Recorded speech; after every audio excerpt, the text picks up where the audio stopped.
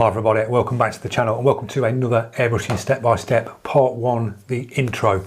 Here's some of the bits you are going to need for the up and coming videos on painting a pin-up portrait.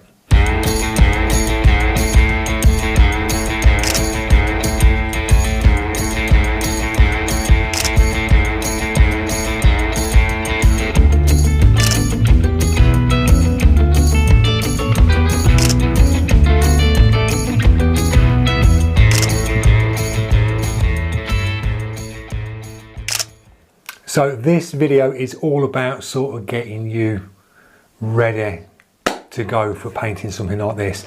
I wanted to do this before we start this portrait because usually you'll see a step by step and I'm painting, you're sort of trying to follow along. But if I give you the intro bit first on preparing all your stuff to get ready to paint this and the way you go about, because I've done a load off camera already. I mean, everything's ready to go, but there's a lot to talk about before you even attempt this. A lot of beginners will look at this and think, whoa, that's way too advanced. Now, me personally, I don't think it is that advanced. Yes, you've got to have good trigger control down. You've got to be sort of not a complete noob picking a brush up out of a box, but you've got to be, say 6 months down the line, you're good on the trigger, you know how to mix paint, you know what the atomized flow is like and how it feels at low pressure. If you've got them sort of dialed in and your trigger dialed in, you should be able to achieve this. You really should. So we'll move in on bits that you've seen on that little video clip. Now we've got FW inks. Now we're going to go for a full colour portrait on this one. So I've mixed flesh tones. Now I'm not going to run through this is how you mix this and this is how you mix this. I'm going to leave a link in the description so you can nip over to a channel where he's done a specific paint mixing video on flesh tones, and I think it's the best one on YouTube. So I'll leave a link to that in the description to just check that one out after you've watched this, and that'll give you a guide on what to mix and how to mix it, because I've got all mine mixed. I do like a day out in the studio and I'll just mix paint. Now the way I mix it, I would recommend you do this, is when you mix your flesh tones, so after you've gone and watched the other video and you've got the sort of gen up on what colours go with what to make what, when you mix it, just jot down how many drops of each colour, how many drops of reducer you've put into one of your bottles. So I've got skin tone number 3, and then I've got a swatch. Now what I do is when I mix my colours, I will cut a slither of card, usually the paper that I'm working on. I'll duplicate it on the same paper that I'm going to be spraying on when I do the work. So I know how that colour lays down on that paper and how it dries to that paper, so I know exactly what that colour is going to be like when it goes down on the same paper that I'm using. And I will spray a light pass, then I'll do an intermediate pass, then I'll go full opaque. So I'll do 3 bands of that one colour. So number 3, I'll do a back off, very light pass to show you what it's like very lightly, and then a minimal, and then a full opaque. And then on the back of that piece of card, I'll write down skin tone FW inks number 3 and the mixing ratio. And I do that for all my skin tones. I've got like 20 to 30 skin tone shades, and I've got a swatch that I keep in the other room. So if I run out of, say, number 5, I can just get the swatch from the other room, and that's my paint mixing scheme. I can just flick through, turn it over, and I know exactly how to mix another number 5 or a number 7 or a number 3. I've done that for my skin tone colours, and I've done it for my grayscale as well, to mix the tones of the greys up. A lot of the time you can sort of go straight out the bottle on colours, but sometimes they can look a bit too bright, a bit too fierce, and you do need to tone them back. So doing your skin tone set I think is really good. A grayscale set is really good as well, and then you can just top up on your blacks, your whites, your reds, and I've got them here. I've got the blacks, whites, reds, they're all mixed. I've done a day the other day where I was mixing all my FW inks, decanting it, making the swatches up. So I've got the whole range mixed. So it's just peace of mind. All the colours are mixed. So when I get a piece of artwork, it just saves you all that faffing around trying to match some colours. I know now I've pulled 2 colours out to do the skin tone on this. I'm going to use 2 on her skin tone and use a 3rd one to tint. And that's how I go about this. You're going to see this in the next sort of videos. So that's what I'd recommend with your paints, is to make yourself a skin tone set, because if you are going down the portrait route and you're doing colours, they're handy to have, because you could just literally pick a picture, get your swatch and just go up and just match in and go, yeah, I can work around with the number 6, number 4 and number 2. I've got them mixed. They're there ready to go. Just saves you spending loads of times trying to colour match, colour match, colour match. You get it in the ballpark of that colour and you can make it look like this by on how much you put down. You'll see that when we paint. The heavier you go, the darker we'll get it, the lighter we go, the lighter shades we can manipulate it. And that's how I'm going to paint this in my colour one. So as you can see, we've got other bits that are done. Now people have been asking about how do you get your artwork across, and there is loads of ways of getting your artwork across. I always use a projector. For me, it seems like the quickest and easiest route is a projector. Just stick the projector up, blow it up to the image like I've done here, project it up, you're good to go. But there's other routes you can go as well. You can go, if you've got a printer, if you've got an A3 printer, which are expensive, you could print her out, colour A3, and then you could print a drafted version out like a black and white, which would give you sort of your tones and where all your lines are just for your outline. So you've got your full colour one for a reference, and then you've got your draft one, say, in black and white. Flip it over to the white side, pencil the back, so cover the back in pencil, pin your white piece of paper up like that to your easel, get your draft one out that you've covered the back in pencil, tape it to the 4 corners and then pencil round all the details, and that will transfer that graphite to your white piece of paper. So you're doing the same thing as me projecting, but just another way around it. You can also do it with trace down paper. Trace down paper is basically a piece of paper that's got the graphite on it. It looks like very thin, looks like baking paper that you get, but it's like a grey one side, and you would put that on, then you would put your printed image on over the top of that, and you'd do the same again. You would pencil down, and that transferred paper will, as you press down, it just transfers an outline for you. Wherever you put your pencil line, it will put you a line on your piece of paper. You can get that in graphite, you can get it in white as well. So if you're an artist that likes to paint from a black background or dark backgrounds, you can use the white transfer paper, put that up, pencil round, and it will leave you a white outline to go from. Same as tattooists. When you see tattooists use stencils, they'll do the one where they sort of like wet the skin, they put the transfer, it's like a blue one, and they put it down, and when they move it away, they've got the outline. Sometimes it's blue or pink sort of colour, and they've got an outline to work from. Same sort of thing as this. You've just given you guidelines to go in and shade in on and line in on. Same sort of thing when you come across to airbrushing as like tattooing. So I've done this on here. I've projected up, penciled her in. Now there has been another little snippet in that video where we said we're using transfer tape. Now people have obviously looked at the link that I've put of the transfer tape, ordered it. Some people have had trouble with it, saying, oh, it's a bit too sticky. When I pull it away, it's peeling the paint off or pulling. Now, when I looked for transfer tape, because I use it and put the link in the description, the one I actually use is from the sign shop where I used to work, and it's by R Tape. Now, I don't think the Joe Public can just go in and order from them. It's companies. You've got to own a sign company to go through some of these big companies to order, because usually you'd be ordering bulk.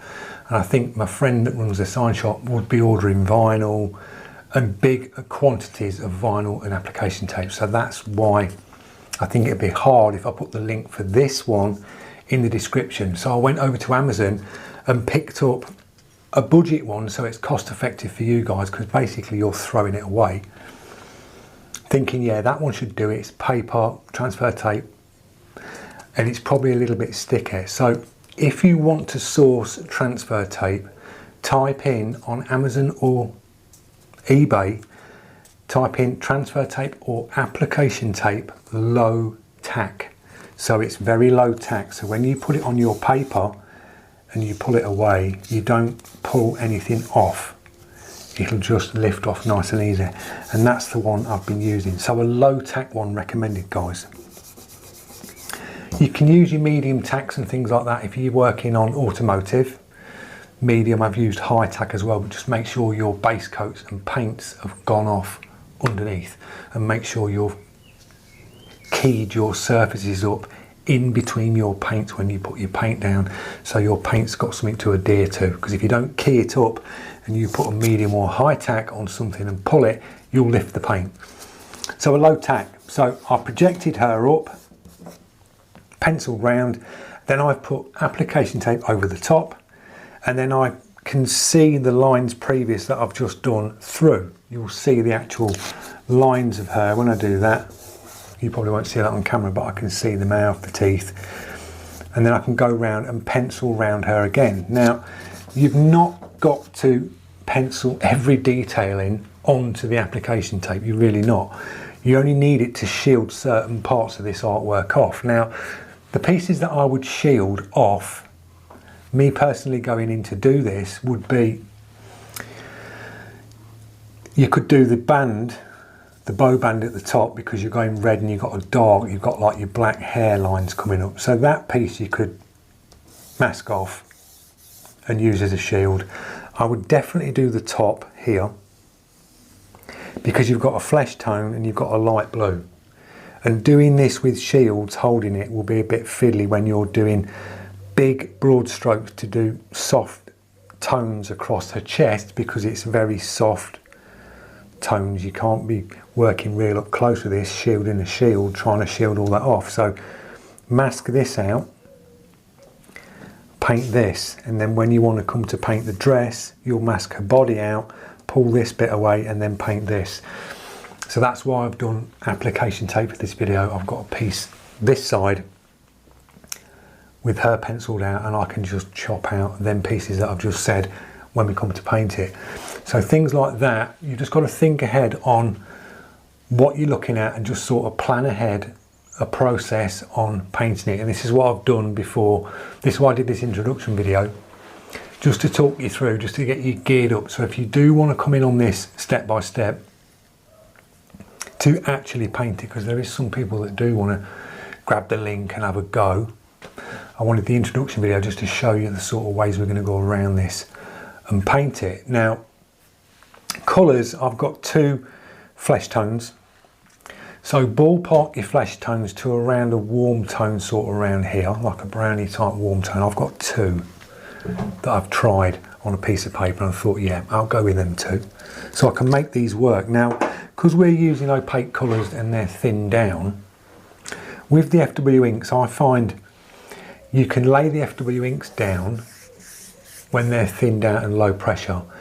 You can literally use them like transparents. You can go very light, and then you can just build it up and build it up and build it up to a full opaque. So that's how we're going to work this. We'll use a couple of flesh tones on here. We'll go in very lightly where it needs to be light, say like here and here, and then we can just do another pass and build it up to get these tones coming through. The arms, top of the chest and neck. On her face, we can tint over where it's the rosy red bits on her cheeks. We can tint over with a red or a reddish pink over these, and just tint over the top. And we're going to do the same with the hair. I'm going to pick, looking at that, if you're looking at this now, this would look black. Now, to me it looks black, but I'm going to go with like a dark blue with a little drop of black in it, just to darken it. So it's got that blue tone in it, because it's got a lot of blue on the hair. And we will work the darks, because they're shapes. You're basically looking at, if you separate these down, you're looking at curved shapes. So you've got to give it that curved effect, where you've got your dark and it starts to change colour up to the highlight, rolls over, goes dark, and then you've got a highlight band at the edge. So creating them, you're going to be going from your darks.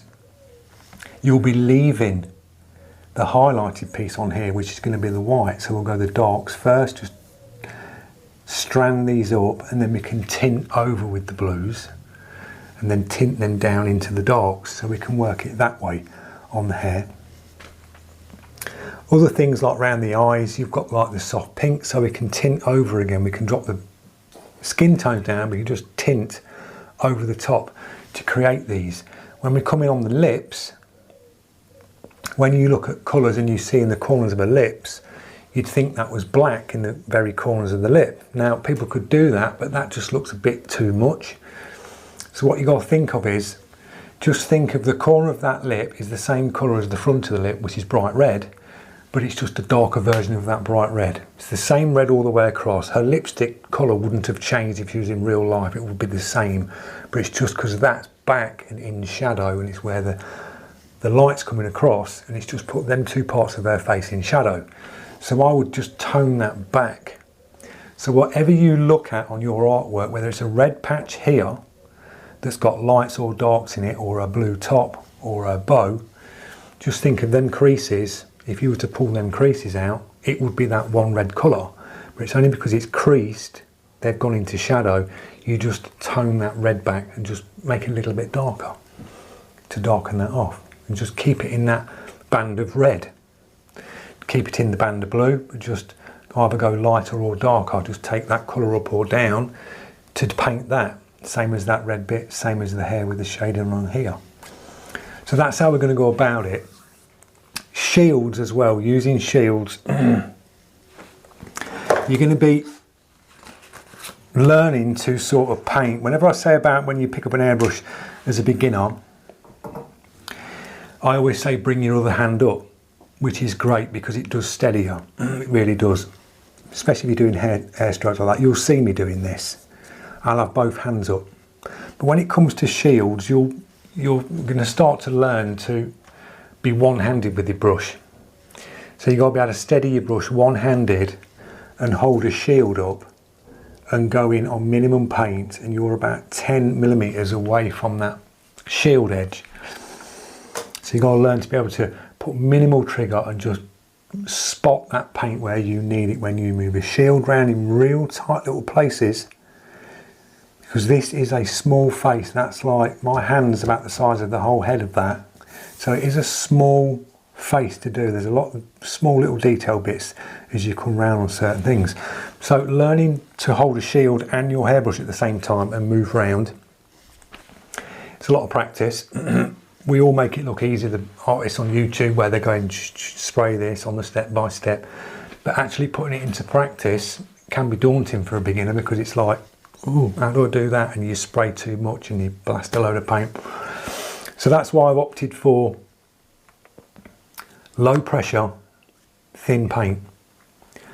Then you're not forcing that paint out. You're not running 25 psi to get your thick bodied acrylic down. You're running 10 psi with a very thinned out, very nice flowing paint, well, ink. So you test it to the side, piece of paper to the side, always say that, move over to the side, and you will feel the brush. You'll hear the brush. It'll be at a sweet spot at 10 psi when you get your paint mix dialed in. You won't get any blowback, because if you was running 25 psi, you'd feel it blowing back off the paper. It'd be hitting your hand, and there's just no way you're going to go in with the shield at 25 psi and go, oh, I need a tiny little bit on that earring. Blast, it's just going to go everywhere.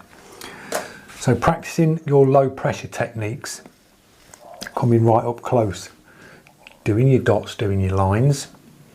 I know it's mundane. I've done loads of videos. I think the best ones to look at are the assault course ones, the parkour assault course and the army training course, because that's getting you to move with your brush. It's teaching you your up close for your dot work, your distances, your line work, and your moving with the brush. And that's what you need. All them little tips and tricks from them videos now come across to things like this. And that's where you're using them techniques when you come across to pieces of artwork like this. You're going up close, you're getting them little dots, you're putting that little piece of paint where you need it. you drop in the corner of the dark, in the corner of the mouth. And this is where you can start bringing your pressure down, thin your paints down to come in on this. Now other bits you can have really are mixing pots. Always have some of these at the side of you. The little mixing pots with the lids. Really handy. Have a load of them when you're doing something like this, because you can have your flesh tones mixed up, and then when you move into the dress, you've got what I've got, and you've got one blue. This is the blue I've chosen for it to do this, and it's way too dark.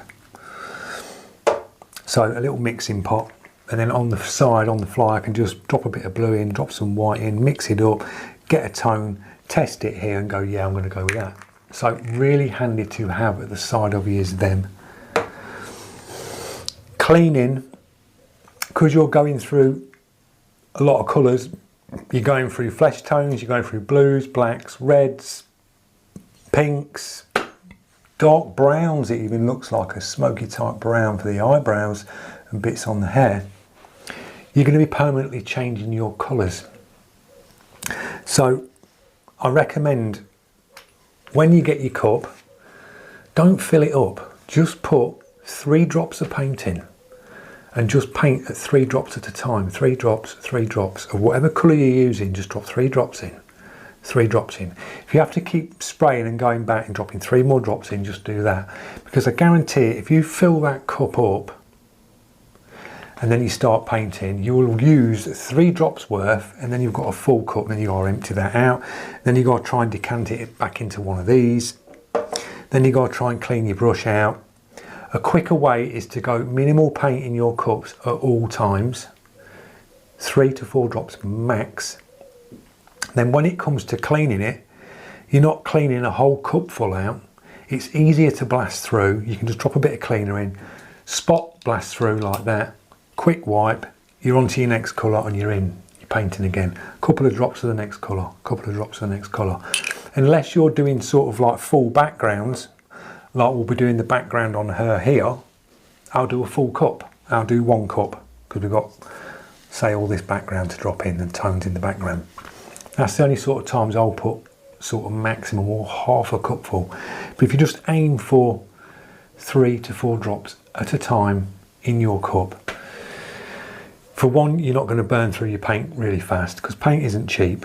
The FW inks are like £5 to £6 per bottle. They'll go a long way if you're thinning it with the isopropyl on water. It lasts a long time, so it's well worth thinning that down than using the FW straight out the bottle. Just thin it, because it will make your paints last a lot longer. And you don't need, when you're doing things like this, you don't need that full opaque hit. You really don't, because we're just building it up nice and light. You'll get the same effect. It will look like this when we're done. Them tones will look nice and rich, and they'll be like, they'll pop. So minimal paint. Shields in that little clip, I said we can make your own, which you can. You can make your own shields. Now, if you wanted to make some of the shields to use on this portrait for the next video, if you're projecting up, or even if you've got a print and you've printed something out, I would project up on a piece of heavier card. You could use this, you could use the same stuff, it'd be ideal. And then you could cut some of the shapes out with a scalpel. You could cut that piece out. You could cut the head round there out like that. You could cut that bow edge out, or that piece, and then you can use them to hold up. Or you can just cut some random shapes so they look similar to something like that. Round shapes, just random. Don't aim to think, oh, I've screenshot Dread's one, it must be the one that's perfect. It isn't. This was just chopped up fire stencil. There was another piece that was attached to this, and I just chopped it because the shield was too big to hold. So just random shapes. That's all you've got to do, with curves in and some long swooping edges, and it will be perfect for you. It really will, because you can just move it round to what you want, and I guarantee the shapes, the random ones that you cut, will be perfect for things like this, because everything is random on a portrait. Every shape is different. Nothing is symmetrical. It's always different when you're looking at something. So make your own shields, or a fire stencil set if you can get hold of one. in the mailer, they're great. Or the Pocket Graphics Scott McKay ones, the little miniature ones. I've picked one for this project, which is the small curved one, which is this one here. It's got some really nice little curves on it, especially when you're coming around, say, on the eyes. It's really nice just to hold these in, little shapes to get around on that. So that's the one I've picked. Other bits, when it comes to cleaning, I'm finding 2K thinners, for me, works best for the inks. You'll find when you put 2K thinners in your cup with FW inks, the thinners will just sit there and it won't lift any paint. The only way you get it to lift is get a cotton bud, and the minute you put the cotton bud in and just agitate it, it just mixes it straight away and washes it out. And that's how I'll just put a little bit of thinner in, buzz through with a cotton bud, and then either back bubble a few times, blast through to the side, then drop a bit of water in, quick blast through again, and I'm on to the next colour. So that's how I'll clean it. At the end of the session, I'll always give it a blast through with that, because I'm finding that's really good at the minute. The Save Our spray. This is an aerosol sort of, it's basically like a thinner, but a milder thinner. And you've got your straw you can clip on, and you can just put that down the side cup, blast through with your trigger open and air on, blast through, it just blasts anything out. So that's a really good cleaner. All the bits you're going to need is a cut mat, and when it comes to scalpels, you get the X-Acto knives and blades. I've always used, coming from Sign & Distress, always used a Swan Morton with a 10A blade, always. I think these are the best when it comes to, because these are surgical grade scalpels at the end of the day. So they are, for me, I think they're the best for cutting. Really comfortable to use, and you can just cut your pieces out. They'll cut through your card, not a problem at all. So one of them, cotton buds, nice and cheap. Bring them into the mix when we're doing this, just blasting through. So they're the bits you're going to need sort of like setting up, getting your artwork across. So that's the introduction to this. The next one is going to be, we're going to move in and we're going to start painting. And we're going to start basically around sort of the face, and we'll work this in. We're going to work the skin tones around the body. I'm going to try and do it as much as I can in each video. If it takes 4 videos to get it done, I'll do that, but I'll just break it down and give you as much info in each sort of, I'm going to do like a 20-minute videos each one. I don't want the hour, 2-hour ones, because it's just too much to edit. So there'll be like a 20-minute hit videos each one, and we'll get it down. So hope you can join me in part 2 when we start this. Thanks for watching. Don't forget, if you're new to the channel, click that subscribe, press the notification, and I'll see you guys in part 2. Cheers.